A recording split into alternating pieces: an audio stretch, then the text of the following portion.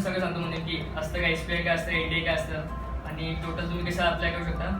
तर basically starting from my journey, मी आपला हॉरायझन अकॅडमीला होतो, माहीतच ना मला, गंगापूर रोडला. तर मी असा फारसा काही ग्रेट नव्हतो. I was not an achiever, not an last bencher, पण असा मिडल मॅच तुमचा सगळंच कुठे बसलेला असा. बट असं इनिशिएटिव्ह नव्हतं की कुणी सर बोलत असेल तुम्हाला, कधी स्पोर्ट्स डे असेल किंवा मग कधी कल्चरल इव्हेंट असेल तर सर म्हणतात तू भाषण दे, you come, you give a speech, you take part in debate education competition. तसं मी काही एवढं फारसं नव्हतं, मी आपलं मागे थांबायचो. पण तसंच मग 8, 9, 10 आली तेव्हा मी फोकस केला थोडं स्टडीजवरती आणि I secured 96% in my 10th boards.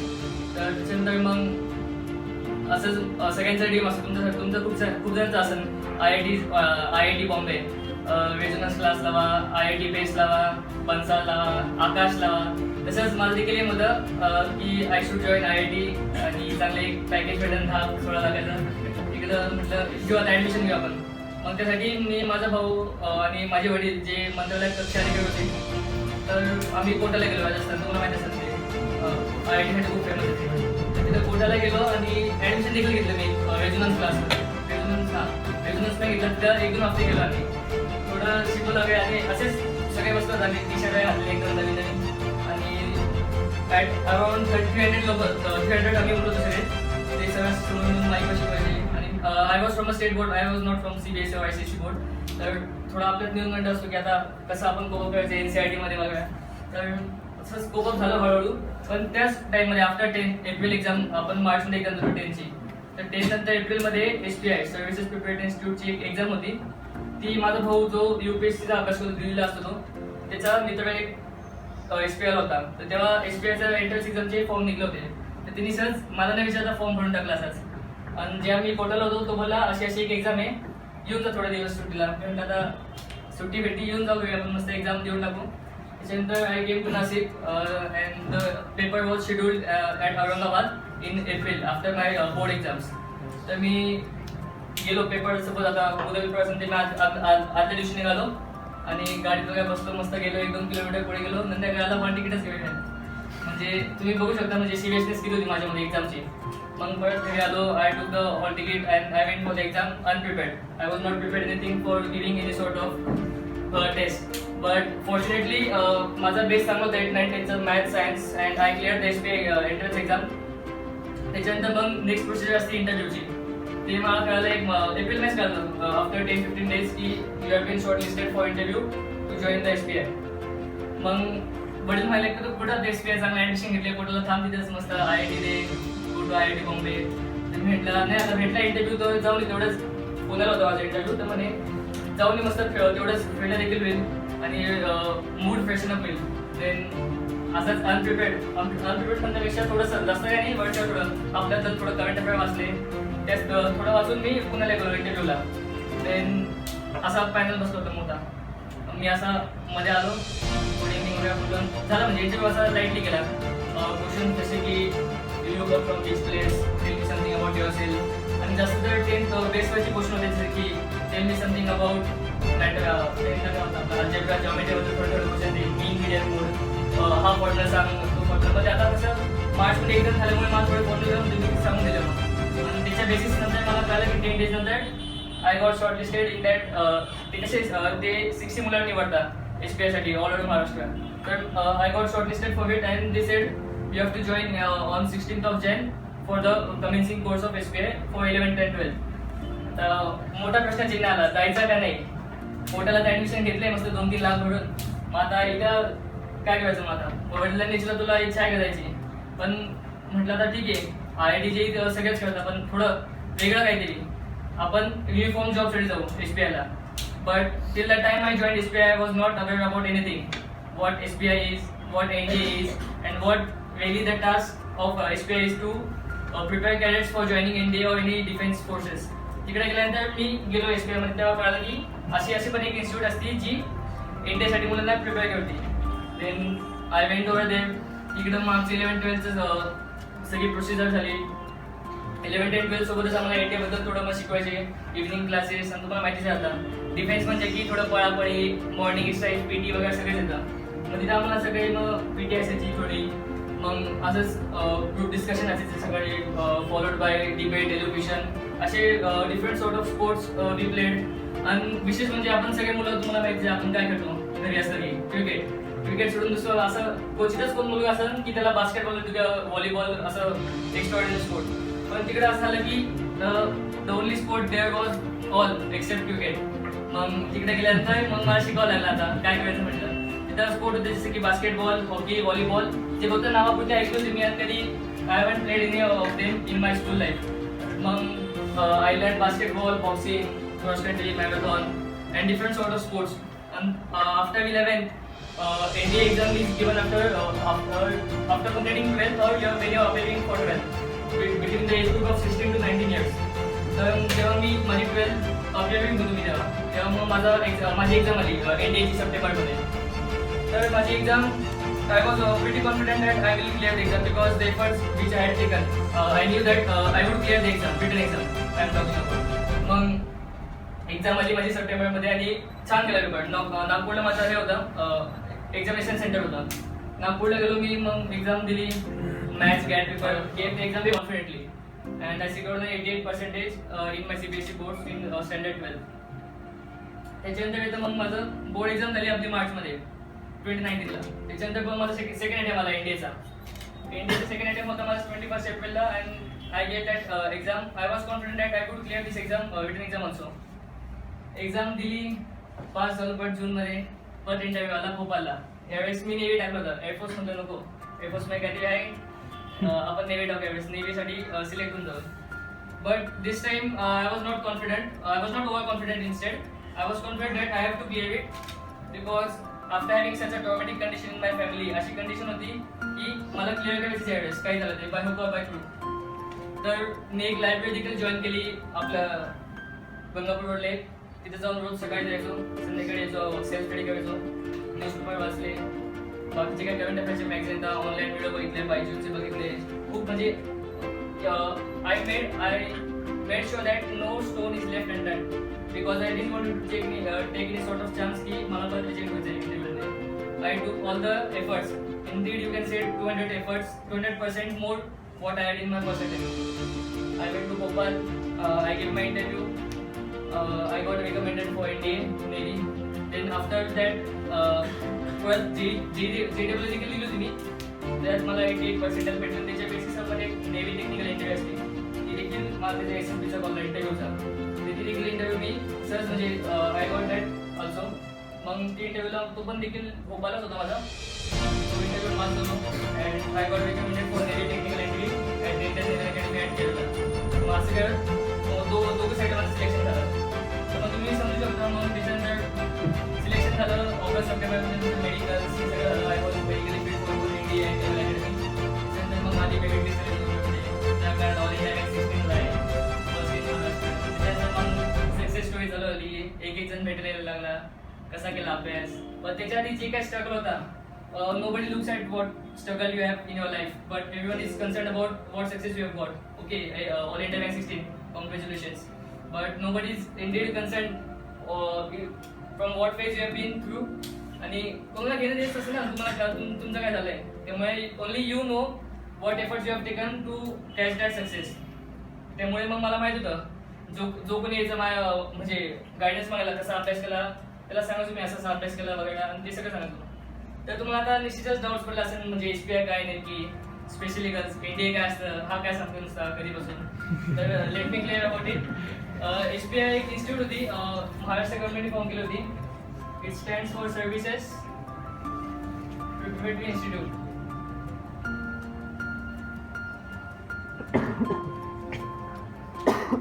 Formed in 1977 I guess, I am not sure about the date. म्हणजे ती फॉर्म केली ती यशवंतराव चव्हाण, आपले माजी मुख्यमंत्री महाराष्ट्राचे, पहिले मुख्यमंत्री. तर ते म्हणे की NDA is in Maharashtra but Maharashtrians are not in NDA. कळतं तुम्हाला, म्हणजे NDA महाराष्ट्रात असून महाराष्ट्रातले मुलं इंडियामध्ये नाही. ती खूप विचार करण्याची बाब होती आपल्यासारख्या मराठी मुलांसाठी. तर त्या हेतूने यशवंतराव चव्हाण SPI ची स्थापना केली 1977 मध्ये. त्याच्यानंतर मग एकदा आमचं सांगितलं तुम्हाला शेड्यूल वगैरे ते 11-12 सोबत आमचं ट्रेनिंग व्हायचं असायचं सकाळी फिजिकल ट्रेनिंग ते सगळं. त्यामुळे आमचं ऑलराऊंड डेव्हलपमेंट झालंच. न्यूजपेपर रेडिंग होती सोबतच. त्यामुळे जे काय मराठी मीडियमचे मुलं होते त्यांना वाटायचं की आम्हाला कसे इंग्लिश बोलतात. ते हॉलिवूडचे पिक्चर वगैरे जेम्स बॉन्ड वगैरे असे पाठ इंग्लिश बोलतात. ते म्हणतील अरे आपल्याला कधी असं इंग्लिश आपण तसं आता मराठी पण नीट बोलत नाही. पण खरंच this institute is very favourite. In case 11-12 जसं की 10 पण आहे ना, तर after 10 only you can apply for it. कोण असेल तर सांगा कदाचित तुमची फॉर्म फिलिंग केलेली बाकी एकदा साईडवर जाऊन चेक करायचं ते औरंगाबाद. त्याच्यानंतर मग इंडियाबद्दल सांगू शकतो. इंडियाबद्दल कोणाला असं आहे कोणाला माहिती थोडं तरी इंडियाबद्दल हार्डली नाही, प्रोबॅबिलिटी खूप कमी आहे. तर बेसिकली एनडीए हे खूप आधी स्थापित झाले after independence. Army navy air force तिघांची सर्व्हिसची ऑफिसर कॅडरसाठी ट्रेनिंग असते पुण्यामध्ये. तर तिची entrance exam union public service commission आपण म्हणतो खूप जण ऐकलं असेल UPSC. UPSC म्हणजे फक्त IAS IPS ची एक्झाम येत नाही, तर ती एक बॉडी गव्हर्निंग बॉडी जी डिफरंट कॉम्पिटेटिव्ह एक्झाम कंडक्ट करते. IAS ची असो IPS ची असो, ती सिव्हिल सर्व्हिसेसच्या ब्रांचमध्ये येते. एनडीएची एक स्पेशल ब्रांच म्हणजे एनडीए साठी एक स्पेशल एक्झाम UPSC कंडक्ट करते. त्याच्यात मग रिटन प्रोसिजर असते. रिटनमध्ये फर्स्ट पेपर असतो मॅथ्सचा, सेकंड असतो GAT जनरल ॲबिलिटी. त्याच्यानंतर मग तुमची इंटरव्ह्यू प्रोसिजर असते SSBची, ती देखील सांगू तुम्हाला नंतर ब्रीफमध्ये. मेडिकल असते त्याच्यानंतर. म्हणजे इन शॉर्ट 3 स्टेजेसमध्ये तुमची एनडीसाठी हे होती निवड असते. अजून इंडियाबद्दल सांगायचं झालं तर जे मुलं सिलेक्ट होतात इंडियासाठी मग त्यांची 3 वर्ष ट्रेनिंग असते पुण्यामध्ये खडकवासलाच्या इथं. मग जेव्हा तुम्ही फॉर्म भरता UPSCचा, whenever you fill the form, they ask for your preference, whether you have to opt for Army, Navy or Air Force. तुम्ही जर टाकलं असेल you opt for anything. Written exam same असते, इंटरव्ह्यू सेम असतो, फक्त मेडिकलचे standard असतात. आता एअरफोर्सचे तुम्हाला माहिती असेल फ्लाईंगवाले असतात त्यांना ते don't need sort of spectacles page number on their eyes. 6x6 vision लागते. नेव्हीवाले थोडं रिलॅक्सेशन असतं 6x9 येतं आणि आर्मीचे रिलॅक्सेशन 6x6 पण देऊ शकतात. तर असे मेडिकल स्टँडर्ड वेगळे असतात. पण बाकीचे जे काही असतं रिटन एक्झाम इंटरव्ह्यू सगळे सेम असतं. मेरिट पण सगळ्यांचं सेम लागतं. हे झालं इंडियाबद्दल. अजून काय अजून पण काही विचारायचं नेमकी if anything I miss out any doubt असं तर विचार हां गर्ल्स विचारत असणार. आता इंडियामध्ये मुलं असतात का मुली असतात का कोण असतात मुली नसतात. तर बेसिकली मुली नसतात. आता तरी ॲज ऑफ नाऊ पण government has pass a resolution की soon after 2-3 years infrastructure is being created for getting girls in India. पण अजून तरी ते काही शक्य झालं नाही. पण गर्ल्ससाठी डिफेन्स फोर्सेसमध्ये आहे जागा आहे. पण 12th नंतर नाही. जेव्हा तुम्ही तुमचं ग्रॅज्युएशन कम्प्लीट करता, ग्रॅज्युएशन नंतर तुम्ही ऐकलं असेल CDS exam, combined defence service, किंवा मग FCATची एक्झाम ऐकली असेल एअरफोर्ससाठी असते. ही एक्झाम कॉम्पिटेटिव्ह एक्झाम देऊन तुम्ही आर्मी नेव्ही एअरफोर्समध्ये जाऊ शकता. In case anybody is willing they can opt for this exam but only after graduation. जेव्हा तुमचं ग्रॅज्युएशन नंतर एक्झाम देऊ शकता. याच्यानंतर तुम्हाला मग इंटरव्ह्यूचा कॉल येतो. मग same procedure interview medicals navy please. त्याच्यानंतर तुमची जॉईनिंग असते मग आर्मी नेव्ही एअरफोर्स 4 गर्ल्स. आणि बाकी बॉईजसाठी तर असतंच मग CDS FCAT. आणि एक गर्ल्ससाठी for increasing the girls ratio in defence forces CDS जे काय फॉर्म फिलिंग फी असते गर्ल्ससाठी फ्री असते. ती only for boys I mean males त्यांना काही दिवे असते ती नॉमिनल फी असते फक्त 100-200 रुपये. अजून कोणाला काही क्वेश्चन असेल तर आता 11वी पासून काय तयारी पहिले तर सगळ्यात पहिले तर आपण बघितलं असेल मेडिकली जे काही तो नंबर असेल डोळ्याचा त्या रेंजमध्ये बसतोय का कोणतं तुला सर्व्हिस ऑब्जेक्टची आर्मी नेव्ही एअरफोर्स. कारण की इन केस तू आधीपासूनच मेडिकल एनफिट असेल ते जे काही तू एफर्ट्स घेशील ते काय उपयोगाचं नाही. इन केस तू नंतर सिलेक्ट होऊन पण मेडिकल आवडतो नंतर सगळ्यात सर्वप्रथम ते बघितलं पाहिजे की आर यू मेडिकल फिट होणार. आणि इन केस तुम्ही फिट असेलच त्याचे एफर्ट्स तू म्हणतोय आतापासून काय केलं पाहिजे. तर 11th पासून चालेल सर काय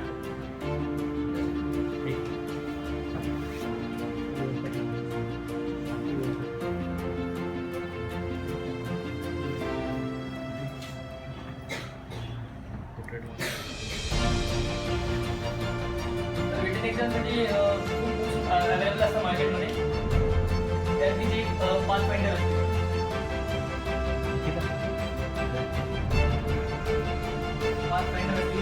त्याच्यानंतर एक कम्प्लीट कोर्स असतो इंडियासाठी. त्यात मग सगळं मॅथ्स म्हणा, मेन सिलेबस काय असतो माहिती आहे का इंडियासाठी? मॅथ्स एक असतं. मॅथ्स म्हणजे 2 पेपर असतात. एक फर्स्ट मॅथ्स असतो आणि second GAT general ability test. Maths तर तुमचं 11th-12th असतं NCERT आणि GAT मध्ये काय येतं? एक इंग्लिश येतं, history, geography, political science, economics आणि थोडे करंट अफेअर्सचे क्वेश्चन आणि बायोलॉजी आणि फिजिक्स केमिस्ट्रीचे थोडे बेसिक क्वेश्चन. न्यूमेरिकल्स नसतात JEE सारखे, सोपे असतात थोडे. आणि ही बुक तुम्ही रेफर करा. याच्यात सगळे पोर्शन म्हणजे सगळे सेक्शन वाईज मॅथ्स असतो, हिस्ट्री, जिओग्राफी सगळे सेक्शन वाईज तुम्हाला सॉर्टेड आउट दिले. ही बुक तर तुम्ही म्हणजे इन केस खूप थोडी सॉल्व्ह केली तर आय गेस खूप चान्सेस क्लिअर करण्याची एक्झाम. बट तिथे एक येतं की फक्त बुक घेऊन उपयोग नाही, सेल्फ एफर्ट्स घेतले पाहिजे तुम्ही. त्याच्यानंतर मग अजून एक बुक येते GKची अभियान. ती इयरली अपडेट होती 2020 म्हणा, आता सध्या 2020 चालू आहे. त्या प्रत्येक बुकमध्ये हिस्ट्री जिओग्राफीचा पोर्शन दिलाय, तसं याच्यात पण दिलाय. पण याच्यात पण ब्रीफ मध्ये दिला अजून कोणाची इच्छा असेल किंवा मग बेस्ट बुक येतं NCERT 11th and 12th NCERT history geography ती वाचा. म्हणजे जे काही क्वेश्चन तुम्हाला विचारण्यात येईल एक्झाममध्ये इंडियाच्या, तर you will be comfortable enough to solve all the questions. तर कन्सेप्ट पण तुमची क्लिअर होईल. बट इन केस कोणाचा एवढे बुक हे नसेल, इकॉनॉमिक कंडिशन असेल, तर ही बुक खूप चांगली आहे, पाथफाइंडर आहे. हे झालं रिटर्न एक्झामसाठी. SSBची प्रोसिजर तुम्हाला समजतो.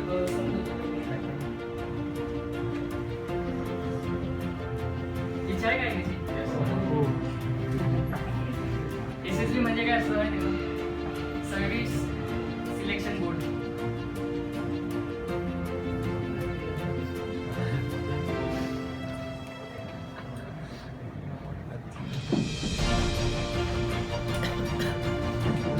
बेसिकली हे 5 days प्रोसिजर असते इंटरव्ह्यूची. आपण खूप वेळेस बघतो SSB इंटरव्ह्यू. तुम्हाला वाटतं की 1-to-1 इंटरव्ह्यू म्हणजे 1 दिवसात पटकन संपून टाकते. डिफरंट वेगवेगळे इंटरव्ह्यू असतो. SSB service selection board. तुम्ही आर्मी, नेव्ही, एअरफोर्स तुमचा ऑप्ट करता. आर्मीचं कसं असतं, जनरल हे जे प्रेफरन्स असतो ना, जेव्हा तुम्ही फॉर्म फिल करता UPSCसाठी, तेव्हा you have to give your preference whether you have to opt for army, navy, air force. जर तुम्ही आर्मीसाठी ऑप्ट केलं असेल तर तुमचा इंटरव्ह्यू बोर्ड कुठं असतो इंडियामध्ये? अलाहाबाद किंवा मग बँगलोर, भोपाल, कपूरथला ह्या 4 ठिकाणीपैकी कुठे पण तुम्हाला कॉलेज आहे इंटरव्ह्यूचा. त्याच्यानंतर मग नेव्हीचा असतो भोपालला, बँगलोरला, कोलकाता किंवा विशाखापट्टणम. आणि एअरफोर्स ज्यांनी ऑप्ट केलं त्यांच्यासाठी मग कॉलेज येतो देहरादून, गांधीनगर, वाराणसी किंवा मैसूरला. ही प्रोसिजर असते 5 days. बट म्हणजे फर्स्ट स्टेज 1 असते ना, त्यात 2 स्टेज असतात, स्टेज 1 अँड स्टेज 2. स्टेज 1 म्हणजे काय, स्क्रीनिंग येते. स्टेज 2 मध्ये मग 3 टेस्ट असतात. एक सायकोलॉजिकल असते,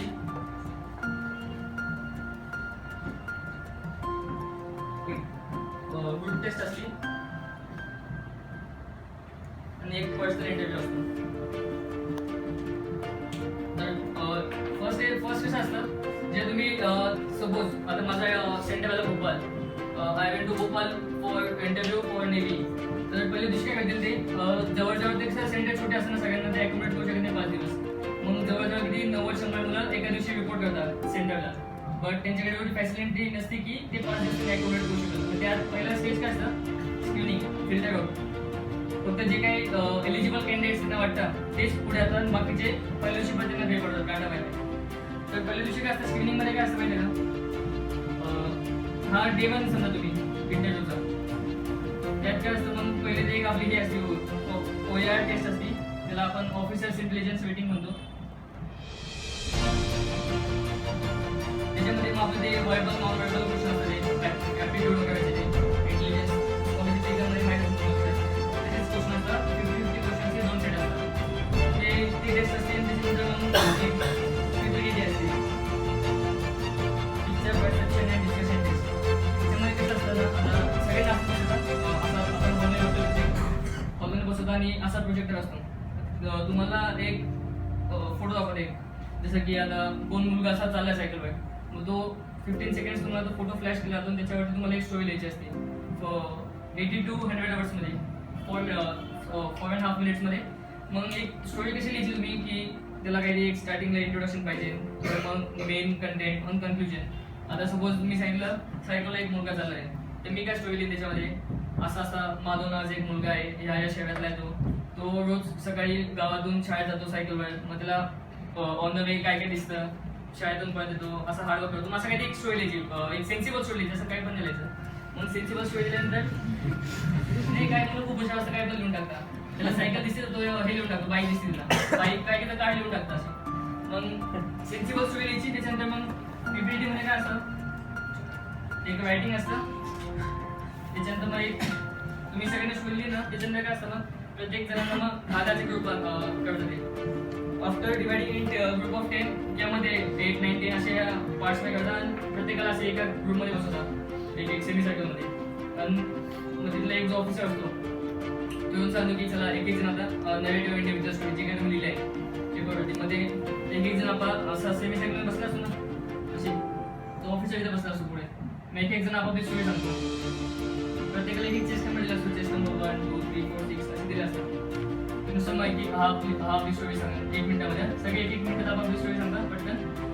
तो ऑफिसर बसला असतो, सगळ्यांनी आपली स्टोरी सांगली. काय असतं शेवटला तो म्हणतो की okay gentleman, now discuss among within yourself and come up to a common group story. प्रत्येकाने आपली एक स्टोरी सांगितली ना, मला सगळेजण डिस्कस करून एक चांगली कॉमन ग्रुप स्टोरी घेणार. त्याच्यामध्ये तुमचे डिस्कसिंग स्किल दिसतात, तुम्ही कसे कॉपरेटिव्ह आहे का नाही, तुम्ही खूप ॲग्रेसिव्ह आहे.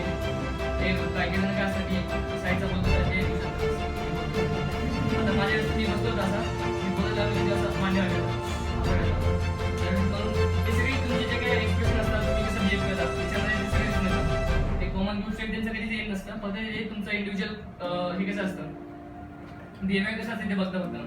मग याच्या बेसिसवरती 30 to 40 of them gets to Indian for next stage 2, आणि बाकीचे पहिल्या दिवशीच घरी जातात. म्हणजे स्टेज 2 साठी क्वालिफाय होता त्यांची पहिले असते सायकोलॉजिकल टेस्ट, ग्रुप टेस्ट, म्हणजे डे 2 म्हणतो मी, हा डे 1 होता ना. डे 2 मध्ये मग सायकोलॉजिकल टेस्ट असते. त्यात जशी एक पिक्चर दाखवतो ना, ते त्यांना 12 पिक्चर्स दाखवतात, 11 पिक्चर्स दाखवतात आणि एक ब्लँक स्लाइड असते, मग त्याच्यावरती तुम्हाला स्टोरीज द्यायची 4.5 minutes मध्ये. अजून त्याला आपण म्हणतो थीमॅटिक परसेप्शन टेस्ट, TAT.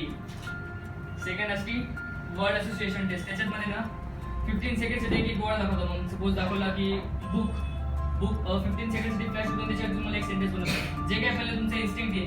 आता तुला काय बुक बघितलं, हा शब्द बघितला, काय सेंटेन्स आहे तुम्हाला पाहिजे काय पण एज्युकेशन. आता काय लिहिशील तू, book helps me in giving education, असं काही लिहून टाकशील ना. जे काय तुमचं फर्स्ट हे असेल इमॅजिनेशन ते पटकन 15 सेकंड्समध्ये लिहून टाकायचं. आणि असे आफ्टर 15 सेकंड जवळजवळ 30 मिनिट जाते, 60 वर्ड्स असतात वर्ड असोसिएशन टेस्ट.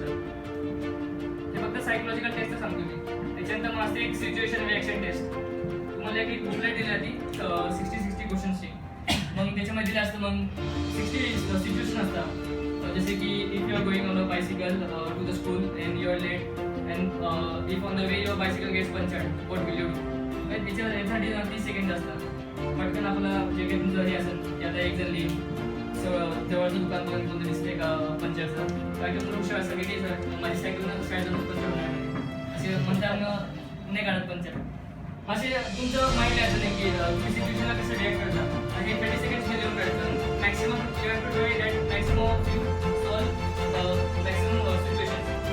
इथं 12 पिक्चर्स म्हणजे 11+ एक ब्लँक असतं, 60 वर्ड्स 60 सिच्युएशन्स, आणि एक शेवटला असतं सेल्फ डिस्क्रिप्शन. तर त्याच्यामध्ये लिहायचं असे स्वतःबद्दल तुम्हाला काय वाटतं. त्याच्यात मग की पॉईंट्स दिले असतात, जसं की फॅमिली.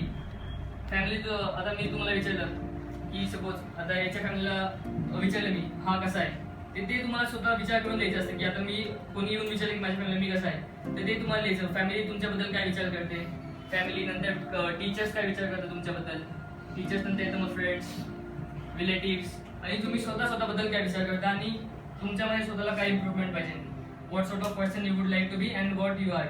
तर हे सगळे HD मध्ये येतं. ही एवढी टेस्ट फक्त सायकोलॉजिकल टेस्टमध्ये येते.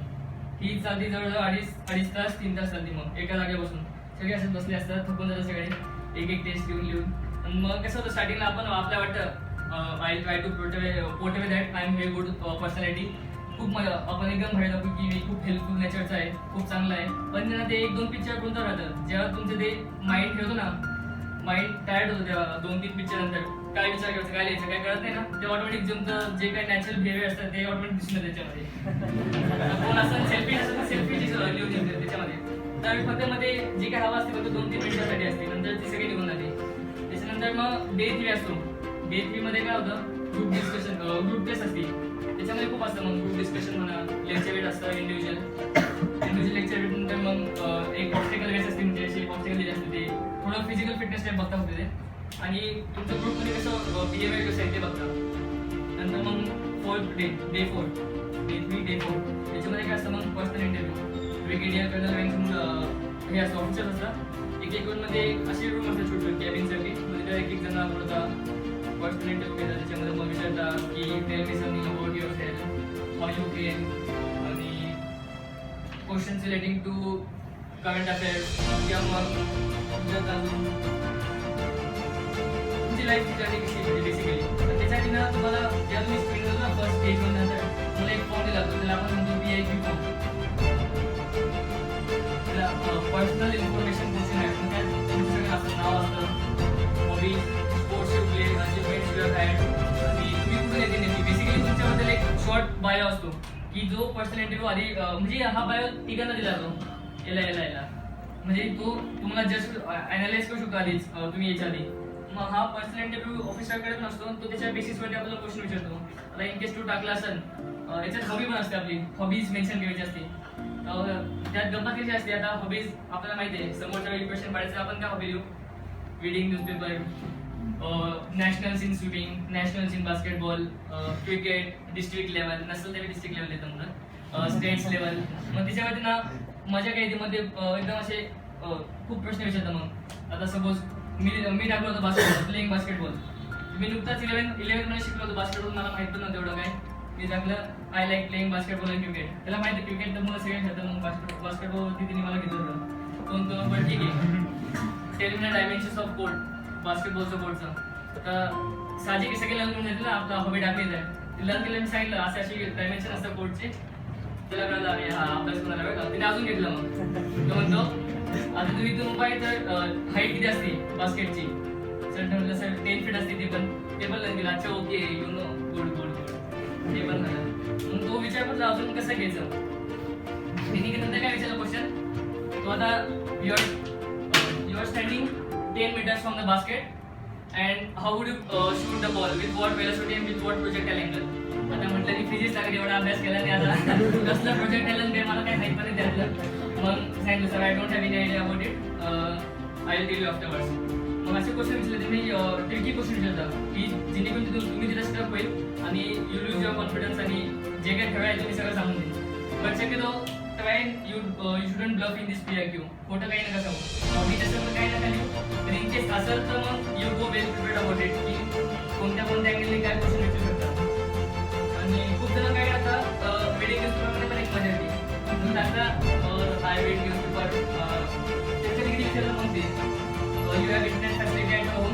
Yes internet facility, what you do at by having internet.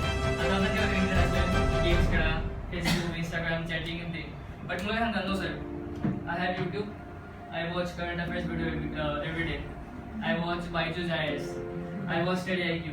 मग असं सांगता, मग घेता ना त्याच्यावरती अजून करंट अफेअर्स होते. Tell me about India Pakistan relations, tail me about India US relation, tail me about Iran nuclear deal, tail me about the Paris climate treaty. मग का ब्लँक होऊन जातो. मग त्याला कळून जातं कोण किती पाण्यात येईल, कोण किती खेळ सांगता येते. त्यामुळे शक्यतो तुम्ही ना ब्लफ नाही करायचं त्याच्यामध्ये. जे काय खेळाय असेल हॉबी ते लिहून टाका, नसेल तर वेल अँड गुड, नका लिहू तुम्ही. आता एक मित्र होता माझा, इतका तो सज्जन होता, सज्जन म्हणजे इतका तो हे होता, फ्रँक होता. त्यांनी काय लिहून टाकली hobby, whistling. My hobby is whistling.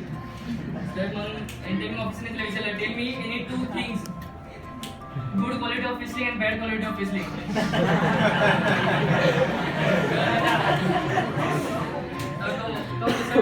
Good quality is that you don't need any sort of instrument like piano, guitar, mouth organ.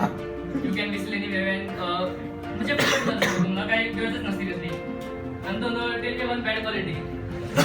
तो म्हणतो सब कहीं भी बजा दी तो मतलब अपने ही लगने वाली है. आणि मग म्हणजे फ्रेंड होता तो खूप स्वतःबद्दल पण चांगल्या रीतीने सांगितलं बिस्किंगचे गुड पॉईंट्स आणि बॅड पॉईंट्स. तर तुम्ही ना असं स्ट्रीट स्मार्टनेस कसं असतं ते शिकून घ्यायचं. झालं हॉबी पर्सनल इंटरव्ह्यू मध्ये संपतो म्हणजे असेच क्वेश्चन येतात करंट अफेअर्स जे काय असेल ते. आणि करंट अफेअर्स मध्ये शक्यतो सगळ्यांना माहिती आहे, सगळ्यांना माहिती असतं आता नेमकी झालं काय म्हणा आर्टिकल 370 किंवा काही पण असेल international relation. They are not interested about the facts and figures you have learn. त्यांना इंटरेस्टेड असतो तुमचं पर्सनल ओपिनियन काय त्याच्याबद्दल. What you think if you were the president of the prime minister of India would it be okay if article 370 is revoked. तुमचं personal opinion काय त्याच्यावरती ते सगळं होतं. तुम्हाला काय असतं जाऊन फॅक्ट्स अँड फिगर्स सांगता that 26,000 tons of water melted because of global warming, because of 23 degree rise in temperature and climate. असं काय पण बोलत जा. पण इंडियन मोस्ट म्हणतो अच्छा what's your personal opinion about it. I don't have any idea असं थोडा सांगतो तू. त्यामुळे मग जे काही तुम्ही वाचता ठीक आहे it's well and good but try to develop your personal opinion about each and everything. Be it small thing like garbage in your locality or be it at an international level like the Amazon forest fire burning. प्रत्येक गोष्टीवरती तुमचं एक personal opinion तुम्ही बनवून एका वाटल्यास एका book बनायची एक रजिस्टर. त्याच्यामध्ये तुम्ही नोट केलं पाहिजे what's your personal opinion about each and everything. मग आफ्टर हे जे काय ती का टेस्ट होता डे 4 नंतर. डे 4 नंतर असतो डे 5. ऑब्विसली डे 5 असणार डे 4. आणि जो सायकोलॉजिस्ट असतो ना तुमची तो सायकोलॉजिस्ट तुम्ही कधीच बघत नाही ना तो तुम्हाला बघतो. फक्त तुमचा संवाद कसा असतो त्याच्यासोबत एक बुकलेट असते. बुकलेटमध्ये आपण म्हणतो ना सगळे EAT WAT त्याच्यानुसार तो तुमची पर्सनॅलिटी जज करतो. ग्रुप टेस्ट कसा असतो जो ऑफिसर असतो तुम्हाला बघतो ग्रुपमध्ये तुमचं बिहेवियर कसं आहे म्हणजे तो आमने सामने होतो तुम्हाला तुमचं बिहेवियर कसं आहे ते जज करून तो एक रिमार्क्स देतो. हा पण न बघता तुमचे रिमार्क्स देतो आणि हा बघून रिमार्क्स देतो. आणि ह्या दोघांचं बघून हा पण रिमार्क्स देतो. 1-to-1 इंटरव्ह्यू मध्ये सगळं करतात. शेवटचं डे असतो कॉन्फरन्स डे 5. त्याच्यामध्ये मग सगळे असं त्या पण असं जीवशेप पॅनल असतो. बोर्ड प्रेसिडेंट तिथं बसला असतो. इथे मग सगळे ते ग्रुप टेस्टिंग ऑफिसर्स इथे सगळे सायकोलॉजिस्ट आणि तुम्ही इथे असे गपचूप एका लहान मुलासारखे बसले असतात. सगळे असे युनिफॉर्म मध्ये बसले असतात. महिलाच साहजिक आता फोन मध्ये गेलं ती घाबरून जाईल ना. मग जेव्हा मग हे एकमेकांना पण कधी भेटत नाही आणि एकमेकांना they never discuss about any candidate with each other. हे जे काही सगळं त्यांचं रेकॉर्डिंग म्हणजे ॲनालिसिस प्रत्येक कॅन्डिडेटबद्दल ते त्यांच्यासोबत असतं. But on day 5 they discuss about each and every candidate. ते आता 30 of them have made to stage ना मग एक कॅन्डिडेट येईल. मग ते आता बाहेरच आम्ही बसलो असतो असं एक जण बसला असतो आणि एक बेल असते घराची बेलसाठी असते. एक जण बसला असतो बेल असते ना एक जण असले मग मध्ये याच्यात काय होतं तुला सिस्टम नंबर 1 बाहेर बसला ना त्याच्याबद्दल डिस्कशन झालं नाही. प्रेसिडेंट म्हणजे कोण शक्यतो इंडियन ऑफिसर तो प्रेसिडेंट लेवलचा असतो. मग तो विचारतो okay just number 1 GTO what's your view about just number 1 सांगून मग that candidate is cooperative he is having knowledge. हा पण तो सांगून जे काही ॲनालिसिस केलं तुमच्या या एवढ्या पार्टवर तो पण तेच सांगून मग वाटते हा थोडा चायल्डिश आहे किंवा मग थोडा अँग्री आहे थोडं लगेच चिडतो. मग हे दोघांचं ॲनालिसिस बघून हा पण सांगतो मी की यांनी काय ॲनालिसिस केलंय 1-to-1 इंटरव्ह्यूमध्ये. जर हे तिघांचं ॲनालिसिस सेम असेल त्यांना वाटतं की सगळ्यांचं ॲनालिसिस बरोबर आहे की हा म्हणतोय की हा आहे थोडा एवढा काही मॅच्युअर्ड नाही. हा पण म्हणतोय की ठीक ठाक एवढा पण खास नाही आहे. हा पण म्हणतोय की I agree with what you have analyse. तिघांचं जर एकच ओपिनियन असेल का कॅन्डिडेटबद्दल तर आयदर ही इज सिलेक्टेड किंवा मग रिजेक्टेड हे दोघंच असू शकतात. पण काय काय असतं हा म्हणतो नाही he is very brilliant he is extraordinary.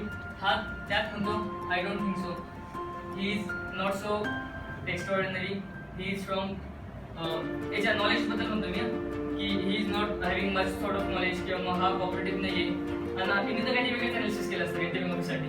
मग जेव्हा हे तिघांचं ॲनालिसिस सुटतं ना मग ते कॅन्डिडेटला मध्ये बोलवता म्हणजे सगळ्यांनाच बोलवतं ते